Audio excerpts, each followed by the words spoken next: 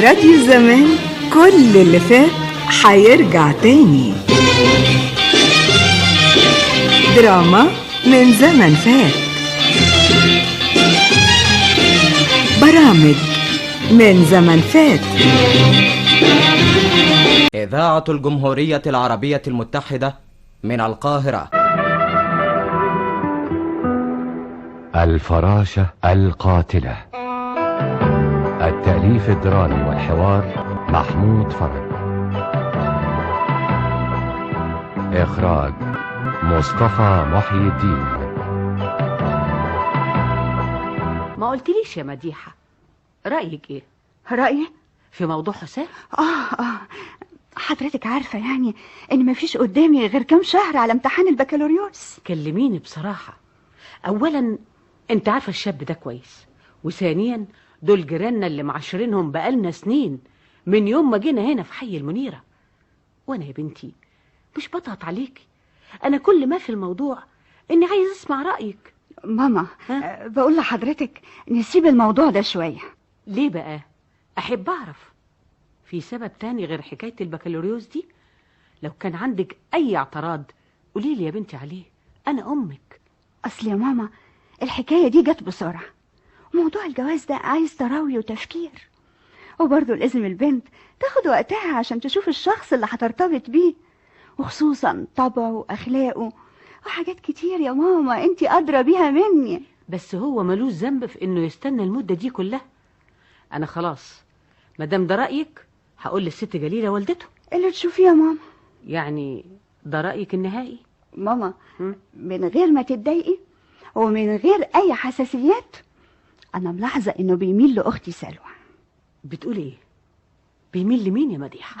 ماما اولا انا مش مهيئة نفسيا للجواز، وثانيا هي دي الحقيقة وبتحصل في اي اسرة. ولا حضرتك من الامهات اللي رأيهم ان الكبيرة لازم تتجوز قبل الصغيرة؟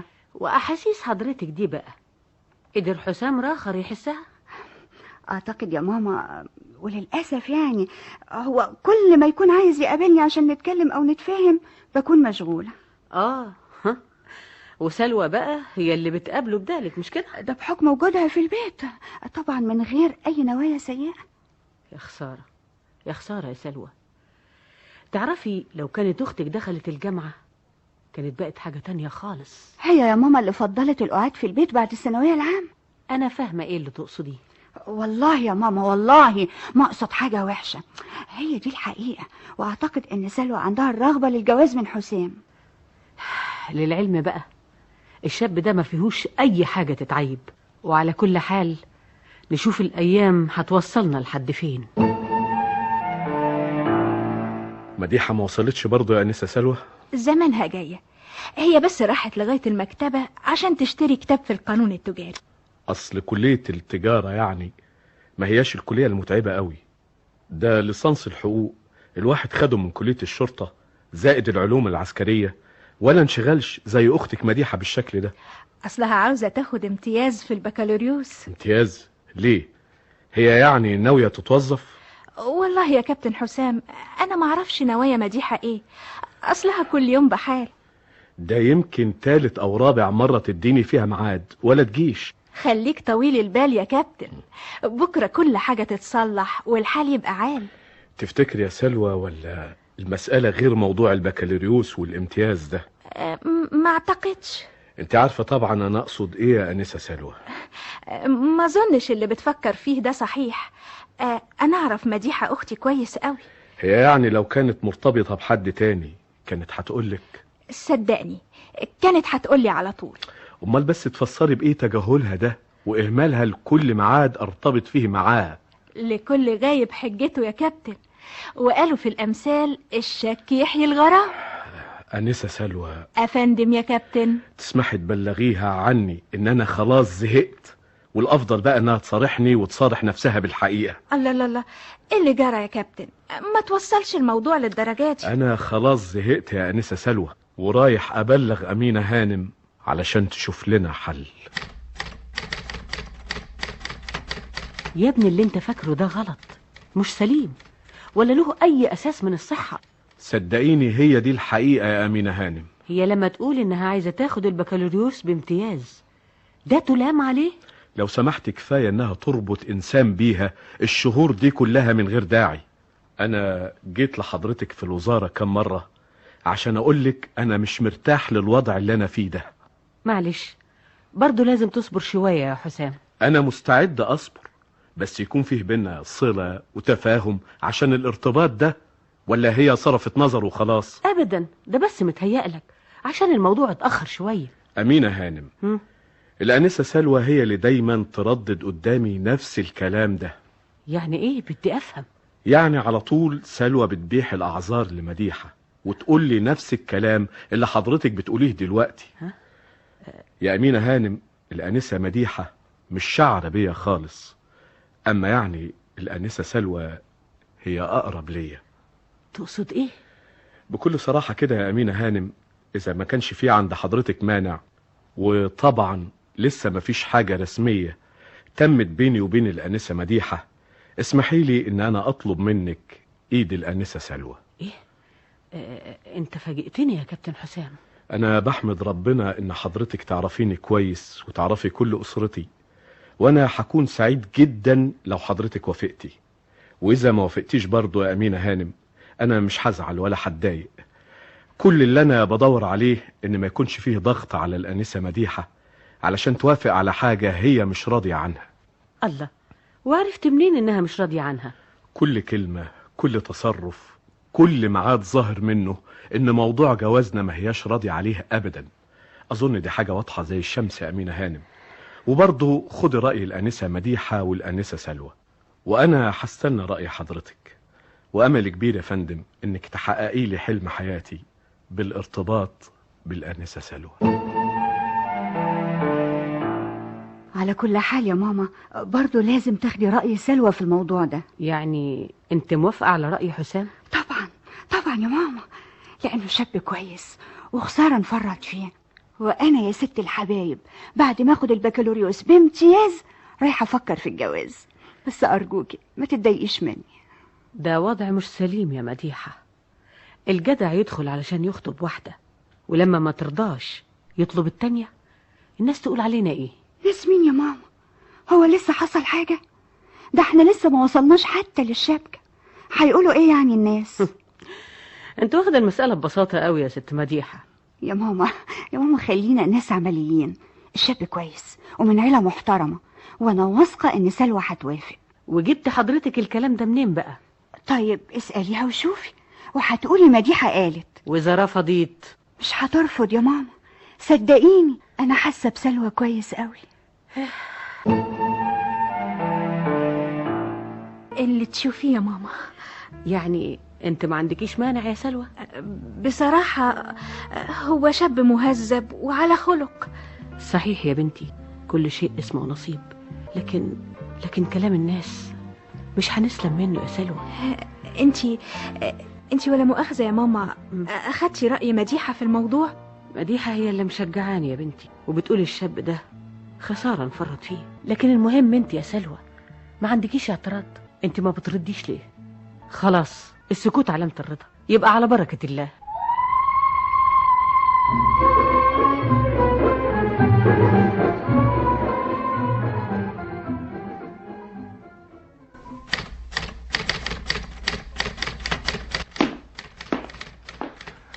صباح الخير يا ست المديرة. صباح الخير، أهلا وسهلا، اتفضل. أقدم لحضرتك نفسي، مصطفى عبد الرحمن، مهندس وصاحب مؤسسة المباني الشعبية. أي خدمة يا فندم؟ قبلا هي الوزارة كانت عملت مناقصة لبناء دار المسنين ورست علينا، أظن عند حضرتك فكرة. أيوة، وصلتني إفادة عن الموضوع ده. في أي خدمة أقدمها لسيادتك؟ وطبعا زي شروط الوزارة حضرتك لازم توافقي على الرسم علشان الالتزامات الناشئة عن المشروع ما تتأخرش، خصوصا الاعتمادات المالية، لأننا هنبدأ التنفيذ فورا. اتفضلي. هو ده الرسم؟ أيوة، وإذا حبيت حضرتك أشرح لك وحدات المشروع ومواصفاته وتصورنا ليه ومدى الخدمات اللي ممكن تستفيد بها المؤسسة. طب لو سمحت يا باشمهندس مصطفى، تسيب الرسم ده كام يوم عشان أخد فكرة واضحة عن المشروع وأدرسه كويس. ها؟ تحت أمرك يا فندم. وادي نسخة من المشروع اهي، اتفضلي. واللي حضرتك هتشوفيه هنتفق عليه، خصوصا طبيعة الارض ووحدات المشروع كله، علشان هننفذ بسرعة. صباح الخير يا ماما. اهلا اهلا يا مديح، ايه المفاجأة الحلوة دي؟ يا ترى ايه اللي ورا الزيارة دي؟ اكيد فلوس طبعا. حاجة زي كده يا ست ماما. نسيت اعرفك، المهندس مصطفى عبد الرحمن. اهلا وسهلا، تشرفنا يا فندم. بنتي مديحة بكالوريوس تجارة السنة دي. اهلا وسهلا، تشرفنا. اصل الوزارة هتتبنى مشروع بناء دور المسنين في كل المحافظات، والباش مهندس هينفذ مشروع منهم في القاهرة. يا ريت يا ريت كل محافظة يكون فيها عدد كافي لرعاية المسنين. ده مشروع هايل بيخدم طائفة محتاجة فعلا للعناية والتكريم. الوزارة بس تؤمر واحنا رهن التنفيذ. أنا واثقة إن ماما هتكون أول مشجعة لدار المسنين في كل المحافظات. يا ريت يا ريت، دي خدمة عظيمة صحيح. ها، وطلباتك بقى يا ست مديحة؟ 20 جنيه بس يا ماما. 20 جنيه مرة واحدة؟ هتشتري ايه بقى؟ بلوزة عجبتني، قلت ربنا يخليها لي ماما، ما بترفضليش أي طلب. 20 جنيه لبلوزة واحدة؟ هو في بلوزة أقل من 20 جنيه دلوقتي يا ماما؟ طيب يا ستي اتفضلي. متشكرة متشكرة يا ست الكل. عن إذنكم، فرصة سعيدة يا باشمهندس مصطفى. مع السلامة. ايه، هو الباش مهندس يا ترى متجوز؟ لا، لكن تقدري تقولي في طريق للجواز. من حق اقدر اجي لحضرتك امتى عشان اخد الموافقة؟ 2-3 بالكتير. الف شكر. يا سلام، اسكندرية حلوة حلوة وطول عمرها حلوة. انا قلت لازم نقضي شهر العسل في مكان جميل، واسكندرية طول عمرها عروس البحر. فعلا والله يا حسام، اختيارك موفق. جو رائع وجميل، وخدمة الفنادق هنا ممتازة. واحد يا سلوى محروم من الاجازات، علشان كده انا مش عايز الايام الحلوة دي تخلص ابدا. انتوا ايه يا اخي، ما بتزهقوش من شغلتكم دي؟ ابدا والله يا سلوى، ده نصيب. انا اصلي كنت بلعب رياضة، وده كان الاختيار المناسب ليا. في الحقيقة شغلتكم دي صعبة قوي يا حسام. امن المواطنين وراحتهم وامانهم يا سلوى حاجة مش هينة. بصراحة انا لما بقرا الجرايد واشوف الجرايم وصلت لها ازاي، بحس كأنها الغاز. ضابط الشرطة يا سلوى عليه عبء كبير قوي، وله اختصاصات لازم يمر عليها ويعرفها ويلم بيها. يا خسارة، انت عارف ناقص لنا كام يوم على نهاية اجازة شهر العسل. ما تفكرينيش يا سلوى، انا عايز انسى دلوقتي كل شيء. خلينا نستمتع باجمل ايامنا. على رأيك، خلينا نستمتع باجمل ايام حياتنا. اهلا يا باشمهندس مصطفى. حضرتك درست المشروع كويس؟ جميل جميل جدا. وان شاء الله هتنفذه امتى؟ اول ما حضرتك تأمري بايداع الاعتماد اللازم في البنك. انا خلاص اتصلت بالبنك، والمتفق عليه مع الوزارة عملناه لكم خلاص. الحقيقة حضرتك متعاونة جدا مع المؤسسة، وده تشجيع يخلينا نكون اكثر همة ونشاط. المفروض اي شركة او هيئة مصرية لازم احنا نشجعها. امين هانم. ايوه. ممكن اكلم حضرتك في موضوع خاص بعيد شوية عن موضوع دار المسنين؟ قوي قوي، تحت امرك، اتفضل. حضرتك في الزيارة الاولانية ليا الوزارة سألتيني ان كنت متجوز ولا لا. ايوه فاكرة، لكن ليه السؤال ده؟ وطبعا انا قبل ما اسيب مكتب حضرتك هنا في الوزارة شفت الانسة مديحة بنتك. ده صحيح، يوم ما كانت عايزة البلوزة. ايوه بالظبط. كويس ان حضرتك اهو لسه فاكرة. ليه، هو في حاجة؟ اولا احب اوضح لحضرتك، انا مهندس وليا صديق مهندس اسمه حسن عبد الكريم، اصحاب مؤسسة المباني الشعبية. كويس قوي. والحمد لله احنا الاتنين ناجحين وبنتعامل مع الناس بما يرضي الله. عظيم جدا. وارباح المؤسسة مرضية جدا. ايوه، وطلباتك يا باشمهندس مصطفى؟ علشان كده يا فندم وبكل احترام يشرفني اطلب ايد بنتك الانسة مديحة. ده طبعا اذا ما كانتش مرتبطة بحد تاني. لا اطمن، ما هياش مرتبطة، بس طبعا انا ما كنتش متوقع ان ده يحصل لمجرد مقابلة واحدة. يكفيني ان حضرتك والدتها. صحيح يشرفني شاب زيك له سمعته الطيبة وناجح، لكن زي ما انت عارف الموضوع مش في ايدي كله. طبعا انا عارف، لكن برضو يهمني موافقة حضرتك، وربنا هو الموفق. خلاص انا هقول لها وربنا يعمل اللي فيه الخير. طب يا فندم، هعرف الرد امتى؟ في خلال 3-4 ايام لغاية ما اتكلم معاها واشوف رأيها. الف شكر. انت ايه اللي اخرك النهارده يا حسام؟ انت عارف الساعه كام دلوقتي؟ 12:30 بعد نص الليل. معلش يا سلوى، اصل انتشار المخدرات بالصورة المخيفة دي بتخلي على الوزارة عبء كبير جدا لمكافحتها، وانت عارفة انا نقلوني قسم مكافحة المخدرات من كام شهر، وده معناه ان لهم فيا ثقة كبيرة جدا، واظن دي حاجة تسرك يا سلوى. يسرني اكتر انك ما تبعدش عني المده دي كلها وتسيبني لوحدي. قول الحمد لله ان ما شملتنيش حركة التنقلات الاخرانية، مع اني اترقيت من نقيب لرائد. كمان عايز تتنقل؟ مش كفايه الشغل واخدك مني بصفه مستمره؟ الله، انا مش قايلك الكلام ده يا سلوى قبل ما نتجوز؟ قايلك ان ضابط الشرطة بيخدم في كل مكان. بصراحه انا كده هتضايق من شغلتك دي. بقولك ايه، سيبك بقى من الموضوع ده، انت تعشيتي ولا لسه؟ انا هيجيلي نفس اكل من غيرك. يا حبيبتي يا مراتي. ها رأيك ايه بقى يا مديحة؟ اهو البكالوريوس وحصلتي عليه وطلعتي كمان من الاوائل. مش عارفة يا ماما، خايفة من ايه يا مديحة؟ امال لو ما كنتيش خريجة الجامعة ومثقفة كنت هتقولي ايه؟ ما تنسيش الراجل حاطط نفسه تحت التجربة واللي هتقرريه في ايه بعد كده. يا ماما ده انا ما عنديش اي فكرة عنه. صدقيني يا مديحة ان الشاب ده انا استريحت له قوي، وكمان ما تنسيش ان له مركز ويمتلك مؤسسة، ده بالاضافة الى انه ناجح في مشروعاته ومستقبله يبشر بكل خير. خلاص اللي تشوفيه يا ماما. ربنا يا بنتي يقدم ما فيه الخير.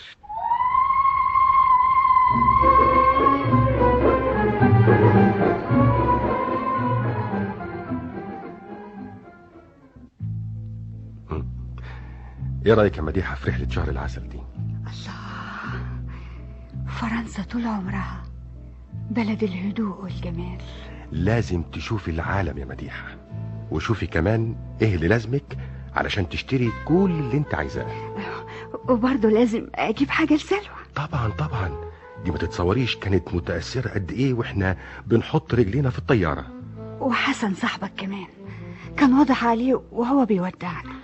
حسن ده حظه وحش قوي في الجواز، بالرغم من انه مهندس مباني ممتاز. ليه طلق مراته؟ ابدا، بس هما مش على وفاء. ازاي؟ لازم ما خلفوش. ده اول سبب، والسبب التاني ان طبيعة حسن مختلفة عن طبيعة كريمة مراته؟ ايوه. طيب ازاي طبيعتهم مختلفة عن بعض؟ هو انسان منطلق حبوب سهل، يحب التغيير والسفر والسمر، وهي غير كده خالص، منطوية على نفسها. وحسن برضو ملوش حق يعني مادام متجوز يسهر بره البيت.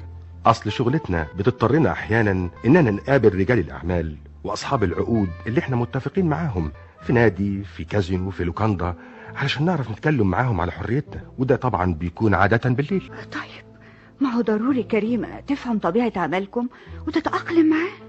مع انه مغرقها والله في خيره، ولا فيش حاجة ناقصاها ابدا، بس بيني وبينك هي برضو متجنية شوية. طيب ما ينفصلوا بالمعروف. اصلهم يا ستي اتجوزوا عن حب. حاجة غريبة، ازاي المتجوزين على حب تتأثر حياتهم بالشكل ده بعد الجواز؟ انا لاحظت الحكاية دي. اصل الحب بيشكل صورة وردية لكل ما في مستقبل الحبيبين من خيال، ولما يشوفوا الواقع وتقاليده بيفوقوا، وطبعا الصورة دي بتتلون حسب فهم كل واحد منهم بالحياة الجديدة. الكلام ده تمام يا مصطفى. انا ليا صديقات كتير ما وفقوش في جوازهم مع انهم حبوا اجوازهم قبل الجواز.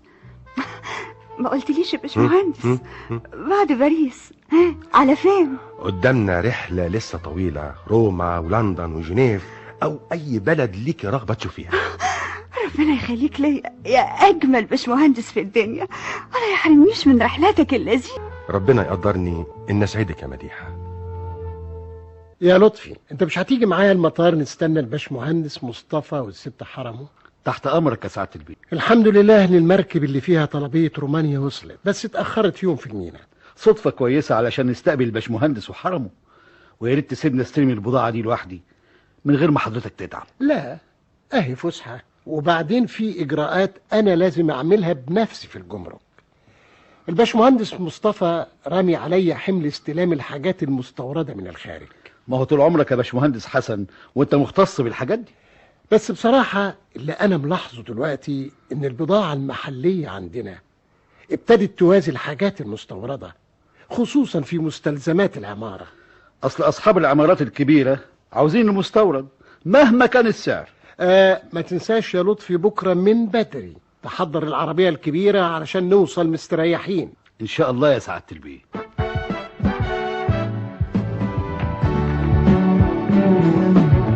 ما قلتليش عملت ايه في باريس ودول اوروبا؟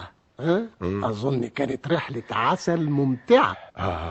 يا سلام، الواحد ما كانش عايز يرجع يا حسن. ايوه يا سيدي، تعرف لو كنت انا ما كنتش رجعت دلوقتي، كنت طولت شويه. اشمعنى يعني؟ واحد متجوز قمر ومعاه في اوروبا، يرجع يعمل ايه دلوقتي؟ بقى كده وانت يعني اللي مراتك وحشه يا سي حسن؟ ما تفكرنيش، خليني ملهي على عيني وساكت. والله انت ظالم يا حسن.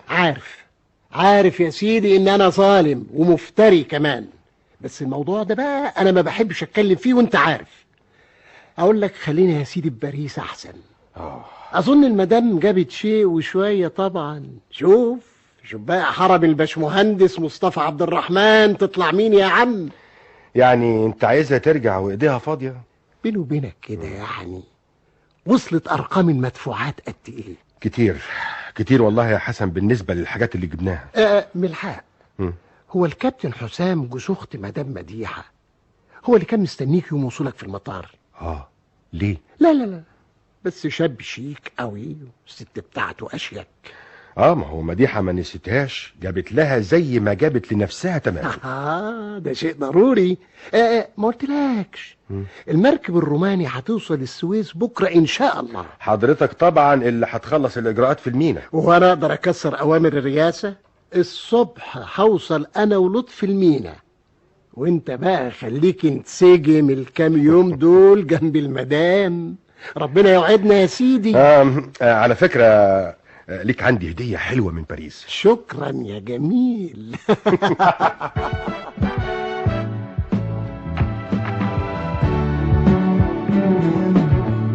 ايه ده كله يا ست مديحة؟ هو انا جبتلك حاجه؟ دي لولا فتره زيارتنا لباريس بالذات كانت قصيره كنت جبتلك قد كده مرتين. ربنا ما يحرمني منك يا مديحة. بصراحة الحاجات كلها في منتهى الروعة والجمال، لكن ما قلتليش عملتي ايه بقى في رحلة شهر العسل؟ بصراحة يا سلوى مفيش اجمل من كده. كل حاجة حلوة تلاقيها في اوروبا، اخر صيحة في عالم الموضة والازياء، اجمل الجواهر النادرة، فن ايه وجمال ايه، مستوى المعيشة هناك شيء خرافي. الله سلوى، وانت اخبارك ايه؟ اخر خبر حسام اتنقل في الحركة دي اسيوط. انا كمان برج من دماغي طار. ليه بقى يا سلوى؟ الله، مش اللي متجوزة تكون على الحلوة والمرة مع جوزها؟ اصل دي بلد عمري ما شفتها ولا نش اي حد فيها ابدا. كفاية حسام معاكي. حسام هو ضابط الشرطة يا ستي بيقعد في بيته؟ ده ليل ونهار مأموريات وسهر وتعب. اسكتي ربنا ما يوريكي، ده انا في نار. لا يا سلوى لا، ملكيش حق. دي المسافة بيننا وبين أسيوط ما تزيدش عن 5 ساعات. في أي وقت تحبي تشوفي ماما ولا تزوريني بسرعة هوب هتكوني هنا. هقول ايه ولا اعمل ايه؟ على كل حال انا معاه ان شاء الله في غابات افريقيا. بالحق يا سلوى، الليلة الباشمهندس حسن عازمني انا ومصطفى وانتي وحسام على سهرة حلوة. بمناسبة ايه؟ بمناسبة رجوعي انا ومصطفى من اوروبا. يا ترى هتقدري تيجي انتي وحسام؟ ان شاء الله هعمل كل جهدي.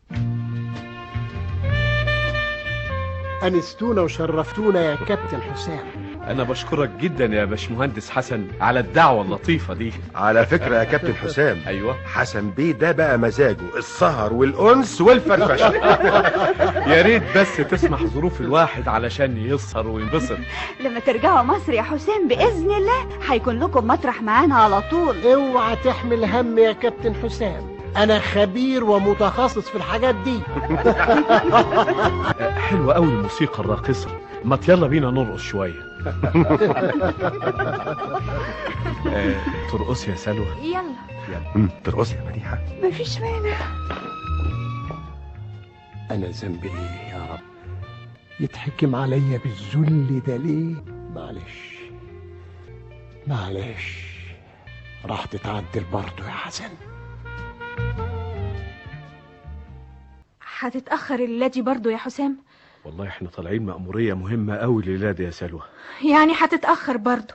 ربنا يعديها على خير وارجع بدري. انا لما بفضل وحدي يا حسام بتضايق قوي. معلش يا سلوى، ده احنا لسه ما كملناش 3 اشهر في اسيوط.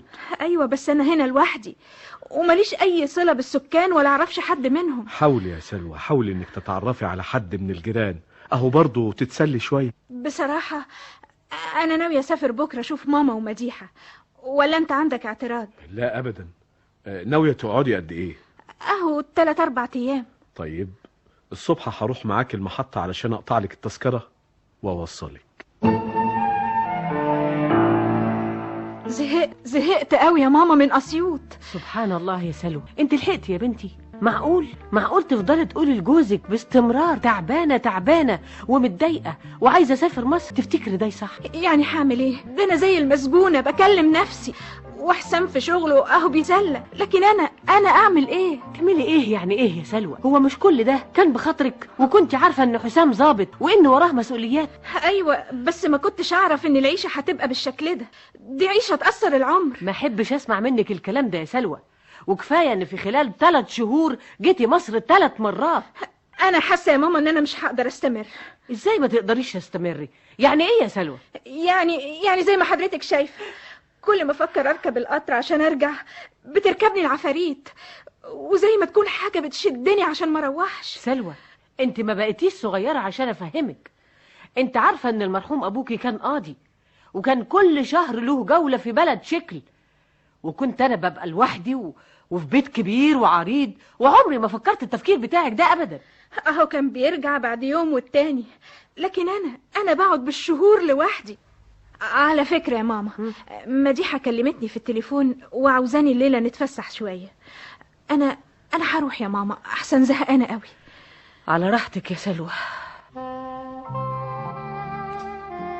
ايه رأيك في الكازينو ده يا مدام سلوى؟ والله يا استاذ حسن انت فعلا خبير. شفتي بقى يا ست سلوى؟ ابو علي، انت يعني ما وريتنيش الكازينو ده قبل كده. يا سيدي الفاضل، ده افتتاحه كان من 2 أسبوعين بس. انت ظاهر عندك رادار بيكشف لك الكازينوهات. حاجة زي كده. هو انا ورايا حاجة غير كده؟ ما حدش واخد منها حاجة. واسيوط يا سلوى هانم مش برضو فيها كازينوهات حلوة زي كده؟ مفيش غير كازينو البلدية. امال التعبان في اسيوط يرتاح فين؟ في بيته، اصل كلهم متجوزين تقريبا وموظفين. ايوه بس انا بزهق بقى من البيوت وبحب اغير جو باستمرار واكل في اي مكان غير البيت. حسن بيه، انت عارف الساعة بقت كام دلوقتي؟ هو انت بتشوف الساعة ليه؟ علشان ايه؟ وراك ايه؟ حد في الدنيا يبقى قاعد في جو زي ده ويهتم بالساعة؟ انت نسيت يا حسن بيه؟ نسيت ايه؟ علشان حضرتك مسافر بكرة السويس. صحيح. ده لطفي السكرتير قايل لي هيكون قدام البيت الساعة 6 الصبح. يبقى ايه الحال؟ كفاية كده. انا خلاص روحي طلعت يا حسام. يعني ايه؟ عايزة اسافر مصر كام يوم تاني؟ ده انت لسه ما كملتيش اسبوع يا سلوى وعايزة تسافري مصر تاني؟ زهقت يا اخي، عايزني اموت هنا. مش قادرة اقعد هنا. هترسيلك على حل؟ انا برضو اللي حرسي على حل ولا انتي؟ عايزني اشوف حل؟ خلاص انا مش قادرة اقعد هنا بالمرة. لا دي ما بقتش عيشة. انا هكلم ماما عشان تشوف لها حل معاكي. ماما مين؟ هتكلمها تقول لها ايه؟ هو انا لسه صغيرة وتحت وصاية ماما؟ الكلام ده جديد قوي يا سلوى، عمري ما سمعته منك. ده الرأي اللي انا استقريت عليه وفاض بيا. ايه رأيك بقى؟ انا مش فاهم ايه اللي انت عايزاه بالظبط. هعيش في مصر في بيت ابويا، وانت لما تفضى تبقى تحصني. لا مش ممكن، مش ممكن ابدا فيه زوج يرضى بالوضع اللي انت عايزه تحطيني فيه. ده اخر كلام عندي. اخر كلام؟ طب اخر كلام عندي انا كمان انك اذا سافرت الدور ده من غير اذني ما ترجعيش البيت ده تاني. بسيطة وانا موافقة، ودلوقتي انا مسافرة من الصبح بدري. لا لا لا لا، ده غلط قوي يا مدام سلوى. الراجل مفيش بعد كده ادب وكمال وذوق. يا استاذ مصطفى، للاسف مفيش حد حاسس باللي انا بعانيه لوحدي في الغربة. خلاص يا مصطفى، سيبها لما تهدى، انا راح اعرف اقنعها. الموضوع مش عايز اقناع، خلاص حسام طلقني يا مديحة وبعت لي ورقة الطلاق. لا حول ولا قوة الا بالله. على كل حال اللي حصل حصل، ودي إرادة ربنا، وبكرة ربنا هينصفك ويعوضك باللي أحسن منه.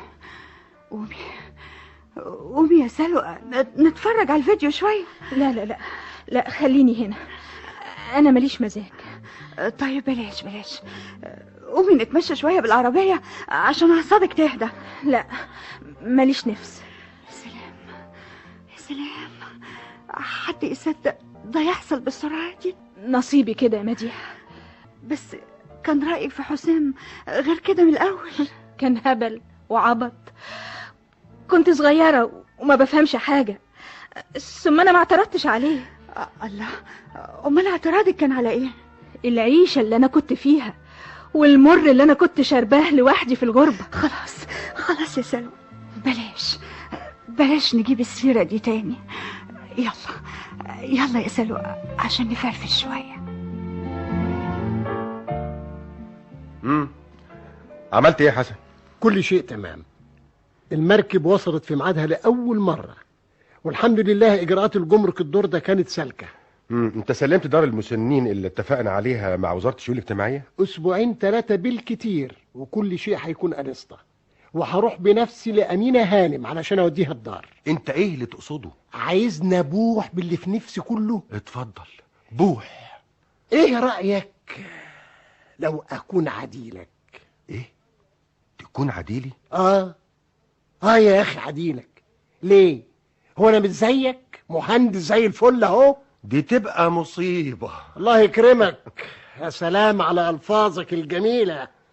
يا أخي الست اتطلقت أكتر من 7 شهور وحضرتك جوز أختها، وأنا صاحبك صديقك أخوك، يبقى ناقص إيه؟ ليه لا يا مصطفى؟ ده حسن إنسان بمعنى الكلمة، أدب وذوق. يعني أنت موافقة؟ يعني أنا مانيش شايفة في حاجة تتعايب. وكريمة مراته، إحنا هنقول لسلوى كل حاجة وهي صاحبة الرأي. وتفتكري سلوى هتوافق؟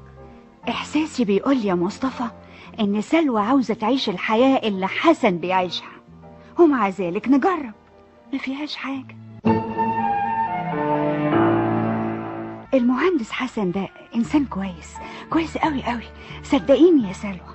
بس أنا ما اعرفوش كويس يا مديحة. هو ما فيهوش عيب غير إنه له زوجة تانية، لكن أعرف إنه ملوش بيها أي صلة من فترة كبيرة، بس هي يعني ما زالت على ذمته. ورأي مصطفى إيه؟ الحقيقة مصطفى في الموضوع ده رأيه محايد، وبيقول إن سلوى هي صاحبة الرأي الأول والأخير في الموضوع. وانت يا مديحة رأيك إيه؟ ما تتردديش يا سلوى، دي فرصة بالنسبة ليك، صدقيني يا سلوى. خلاص اللي تشوفيه انت ومصطفى.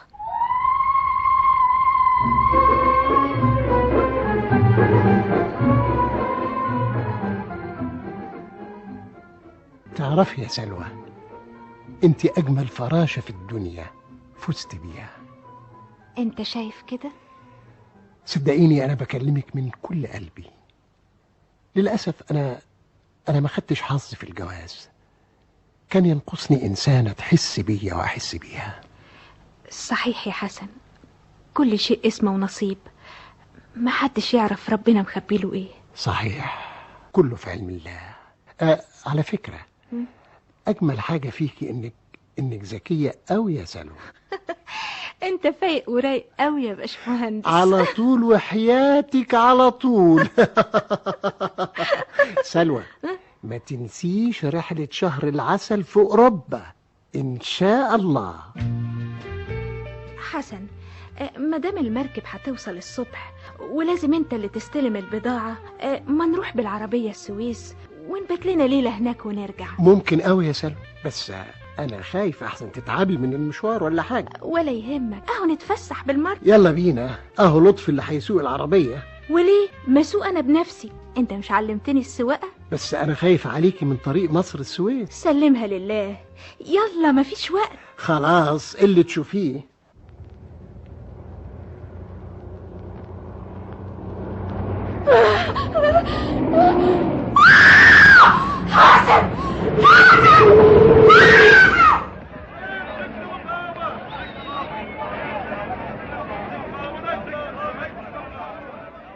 في ايه يا دكتور؟ طمني. للأسف الست سلوى حدفت نفسها من العربية لما شافت اللوري جاي عليها غلط. انت عارف طريق مصر السويس كله حوادث واخطار. وهتقعد هنا كتير يا دكتور؟ مش اقل من اسبوع. طيب مش ممكن نقلها لبيتها في مصر؟ والله لو حبيتم نجيب لها عربية اسعاف من السويس ننقلها مصر. لو سمحت، عشان بس تبقى تحت نظرنا ورعايتنا. دكتور، لكن يا ترى هيترتب حاجة على اللي حصل ده نتيجة الحادث؟ طبعا الرجل المصابة هتكون اقصر من الرجل التانية. ودي ملهاش علاج؟ انا افضل تعرضوها على اطباء العظام المختصين في القاهرة. الف شكر يا دكتور. ربنا يطمنكم عليها. انا سمعت خبر غريب قوي يا مديح. خير، خبر ايه يا مصطفى؟ كريمة راحت لحسن مكتب الشركة. وطبعا زمانها عرفت بموضوع جوازه من سلوى، من لطفي، ولا من اي حد هناك. بس دي حاجة عمرها ما حصلت من فترة، انها تروح له الشركة. اي واحدة غيرها ممكن تعمل كده. يا خبر، بس انا خايفة من الزيارة دي. اشمعنى يعني؟ فرصة تكيد لغريمتها سلوى اللي اخدت منها جوزها. طب والحل؟ على كل حال كريمة مهما كانت مراته، واحنا قلنا لسلوى ان حسن متجوز وصارحناها بكل شيء وهي وافقت. ايه هنعمل ايه اكتر من كده؟ برضو انت عليك تنوريها يا مديحة. انت عارفة بقى كيد الضراير. لما اشوف. ربنا يستر من الزيارة دي. حضرتك طلبتني في التليفون يا ستان؟ ايوه، وكنت عايزاك في موضوع مهم يا لطفي. تحت امرك يا ستان، انت طول عمرك افضلك عليا. بس مش عايزة حد يعرف ان انا طلبتك. محدش يعرف، ده انا اللي رديت على التليفون. شوف يا لطفي، انا اعرف انك انسان ذكي. العفو يا ستان. بس استناني. انا هعرض عليك موضوع، واذا نفذته لك عندي 5000 جنيه، بس بشرط ان كل كلمة اقولها لك تفهمها كويس. وادي يا سيدي 2500 جنيه تحت الحساب. حاضر. وبعدين؟ تفوت على بيت الباشمهندس حسن. عند الست كريمة يعني؟ ايوه. وبعدين هي دي القضية. ازاي؟ ايه المصيبة دي يا حسن؟ قريت جرايد النهاردة؟ انا مش قادر اصدق يا مصطفى. شايف الجرايد بتقول ايه؟ مين اللي راح يقتل كريم؟ مصلحته ايه بس؟ دي ست في حالها، لا لها صلة بمخلوق على وجه الارض. يا ناس ازاي بس ده يحصل؟ بس الظاهر ان فيها سرقة كمان يا حسن. رجال المباحث قوم بيعملوا تحريات وهنشوف هيوصلوا لايه. الموضوع ده فيه سر يا حسن. طبعا، ازاي واحدة مسكينة زي دي تتقتل؟ انا مش مصدق الجريمة دي حصلت ازاي. انت ما بتشكش في حد يا باشمهندس حسن؟ هشك في مين يا فندم؟ دي ست ما كانش لها صلة بأي إنسان. الظاهر ان القتل كان بقصد السرقة. هي كانت تمتلك حاجة ثمينة في شقتها. أيوة طبعا، كان عندها ذهب وألمظات، أنا شاريهم لها بمبلغ كبير. والحاجات دي كانت محطوطة فين؟ في دولاب في أوضة نومها. يعني مكان يعرفه الضيوف مثلا، أو أي حد له صلة بالمجني عليها؟ معرفش، الله أعلم. يكون مثلا بياع الجرايد او بتاع اللبن هما اللي فكروا يعملوا كده؟ والله كل شيء جايز يا فندم، لكن حرام اظلم حد. انت العربي؟ ايوه يا سعاده البيه. بتشتغل ايه؟ موظف بشركه المهندس حسن عبد الكريم. انت ما رحتش بيت الست كريمه ابدا؟ قصدي المجني عليها. عمري ما رحت يا فندم، لان اللي بيترد على البيت موظف مخصوص اسمه لطفي. ويوم وقوع الحادث كنت فين؟ انا كنت هنا في الشركه، وبعد الظهر رحت ازور الاستاذ لطفي لانه صديقي ومتعود على زيارته بين الحين والحين. ولما وصلت شقته ما لقيتوش موجود، لكن النور كان منور. وعرفت ازاي ان النور كان منور؟ شعاع النور كان واضح من فراغ باب شقته. لكن ازاي كانت منوره وهو مش موجود فيها؟ معرفش، لكن انا ضربت الجرس كتير علشان حد يرد، محدش رد. وهو مش كان في السويس؟ يمكن يكون نسي النور والع وسافر السويس. انت سكرتير الشركه يا لطفي؟ ايوه يا سعاده البيه. عرفت بالحادثه؟ واتألمت قوي من الجريمه دي، لانها كانت ست طيبه جدا ووحدانيه وفي حالها. وكنت فين ليله الحادث؟ انا كنت عندي عمل خاص بالشركه في السويس، وكنت بايت في لوكاندا الهرم هناك. ولحد ما خلصت مأمورية الشركة كنت فين؟ رجعت اللوكاندا تاني. ممكن توضح لي اكتر؟ انا لما بروح السويس عشان الشغل باخد اذن من باشمهندس حسن عشان اخلص الاجراءات بتاعه الشحن اللي متعاقد عليها في الشركه. وما رجعتش مصر بعد ما خلصت مأمورية الشركة ليه؟ وارجع مصر ليه يا سعاده البيه اذا كان مسموح ليا ابات واستريح لغايه ما اخلص الشغل؟ انت يا لطفي خاطب مش كده؟ ايوه يا سعاده البيه، وهتجوز قريب. وايه اللي مأخر جوازك لغايه دلوقتي؟ ظروف، لكن الموضوع في طريقه للحل. يعني ايه اللي ناقصك في الوقت الحالي علشان تكمل جوازك؟ اصل الشقه اللي انا فيها مش عاجبه عيله خطيبتي، وبدور على شقه تانية، واظن سعادتك بقى عارف مسؤوليات الجواز. طيب ايه رأيك اننا رحنا السويس وقالوا لنا انك من الساعة 12 الظهر لغاية الساعة 10 بالليل ما كنتش موجود في اللوكاندا بالسويس؟ ازاي يا بيه؟ يمكن موظفين اللوكاندا ما شافونيش وانا داخل. ليه؟ هو انت مش بتاخد مفتاح الأوضة من الاستعلامات بتاعت اللوكاندا؟ لا يا بيه، انا متعود اني اخد المفتاح وانا خارج باستمرار. طيب انت تعرف العربي؟ ايوه يا بيه، ده موظف بالشركه وصديقي ومتعود يزورني. ايوه. ليه؟ في حاجه؟ تشك في العربي انه يكون؟ ابدا ابدا يا بيه، ابدا. ايه رأيك انه يوم الجريمة راح لك الشقة ووجد نورها مولع وانت مش موجود فيها؟ ممكن اكون نسيت النور قبل ما انزل على السويس الصبح بدري. بقول لك ايه يا لطفي، المراوغة دي ما منهاش فايدة. انت رجعت من السويس لمصر عشان تقتل الست كريمة وتاخد كل مصوغاتها ومجوهراتها، وبعد المهمة دي عدت تاني للسويس عشان توهم الشرطة انك هناك ولا نزلتش مصر. ده الدليل الاول. اما الدليل التاني، العربي ازاي يجي بعد الظهر يلاقي الشقة منورة في حين ان كل السكان شافوها مطفية؟ يبقى مين ولع النور؟ اصل كل الادلة بتقول انك ارتكبت الجريمة. والسؤال دلوقتي، الجريمة دي عملتها لحساب مين؟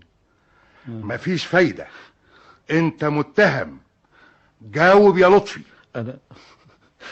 انا هعترف بكل حاجه يا سعاده البيه. ايوه كده، دي جريمة عقوبتها الاعدام. مرات حسن بيه. ايوه يا بيه، مرات حسن بيه هي اللي حرضتني على الجريمه دي. مرات حسن بيه؟ ايوه، الست سلوى هانم دفعت لي 2500 جنيه تحت الحساب. اصلها كانت ناويه تديني 5000 جنيه عشان اقتل الست كريمه. اصلها كانت بتغير منها يا سعاده البيه، وخصوصا لما عرفت ان حسن بيه ابتدى يهجرها بعد حادثه العربيه وبقى يسهر عند مراته الاولانيه.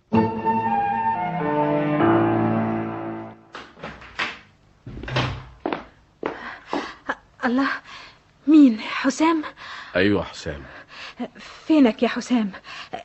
انت فين صحيح؟ لا حد بيشوفك ولا بتسأل. انت خلاص اتنقلت مصر تاني؟ ايوه، انا اتنقلت مصر تاني علشان اقولك اتفضلي معايا. ايه؟ اتفضل معاك على فين؟ على النيابة. انا ليه؟ عملت ايه؟ مش عارفة ايه اللي عملتيه لغاية دلوقت، من وقت وقوع الجريمة؟ أنا جريمة إيه؟ تقصد إيه؟ جريمة المرحومة كريمة حرم المهندس حسن. كريمة هانم، وأنا مالي بيها؟ اتفضلي معايا وفي النيابة هتعرفي كل حاجة. حسام. أفندم. انت نسيتني خالص يا حسام.